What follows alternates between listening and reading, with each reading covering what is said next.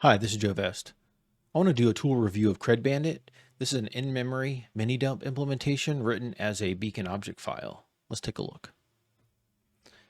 So as I said, mini-dump is a beacon object file. Specifically, it uses x64 syscalls to complete a process dump in memory and transfer that back to your team server without ever writing to disk. And this sounds really interesting, and it honestly did not drive me to the tool immediately.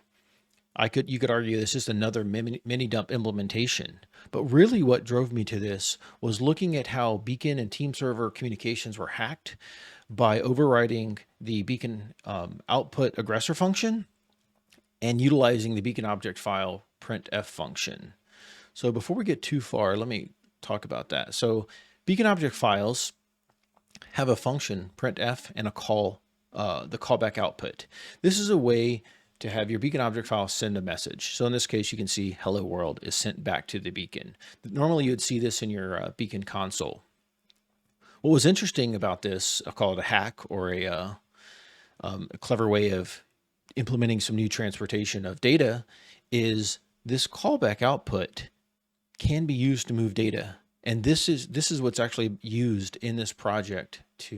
I go in much more detail in the blog post, but if I look at the actual CredBandit source code, if I pull this section out here and you can see this beacon printf callback, this is really the heart of what's going on. The mini dump is saved as a base64 encoded string and chunked back and sent to team server through this and a few other functions that are very, very similar. This is the heart of what's going on. Beacon printf sends back the base64 encoded data. And if I look at the aggressor script that's handling this, you can see that the beacon output function has been modified, and really it's just been changed to create this dump file. So bottom line, this beacon printf and beacon output function set is being used to dump base64 encoded file data to this dump.txt file. It's a clever way to do things. It does make beacon act a little bit crazy, and let's do a demo to better understand this. I'm starting here in Cobalt Strike. We can see that I have a high integrity process running. So I have a beacon that's calling back, got the sleep time down so we can access it quickly, but this is running with the right privileges that we need to actually perform this mini dump. I've already loaded the mini dump write aggressor script. So for details on this, just follow the README in the project's repo, and it'll show you how to load this and utilize this. So let's just do a quick demo. In order to do the mini dump of LSASS, we need to know the PID of LSASS.exe. So if we pull a process list here, let's do a control F,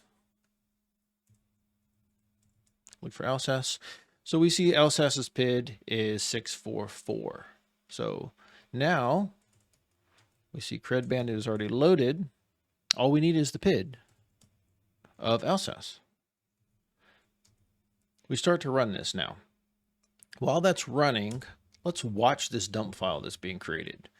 So what we're seeing is Beacon over here starting to dump this file through this hijacked back channel. We look at these timing, it's not really being updated.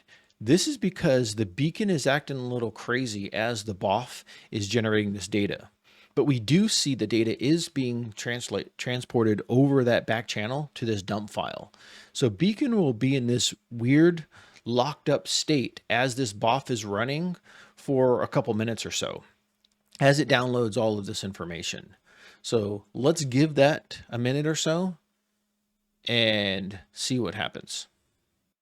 Okay, it looks like it's complete. We got our complete message here. The dump file is no longer growing, and Beacon has become responsive again.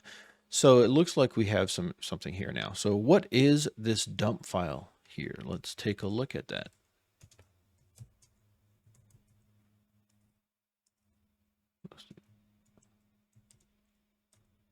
So what we see is we see something called received output and a bunch of information here, and then received output. This just repeats. All this is this word received output, which is part of the beacon output information that you would see exactly right here. So you just see this information. So it's just really a marker between calls. All of this information here is the base64 encoded dump file that has been chunked up. So we just need a way to clean this up and put it back together, then base64 decode it. Well, CredBandit has a script called clean mini dump, and that's exactly what it does. So if I clean the mini dump here, let's take a look at what's going on now.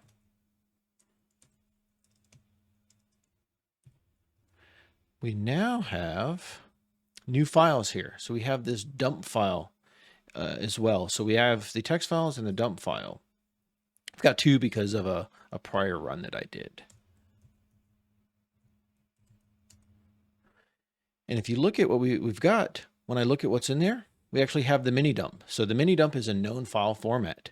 So this is ready to go, ready to be processed by Mimikatz and extract credential material. So at this point in time, we've successfully used the mini dump technique to pull data back from a target in memory without writing this dump to disk.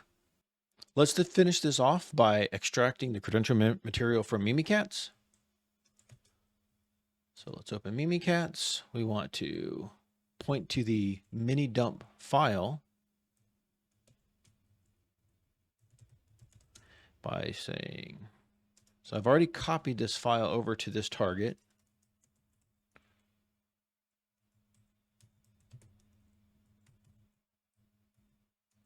So we switched our context to actually point to that mini dump file. Now we can run our standard Mimikatz commands.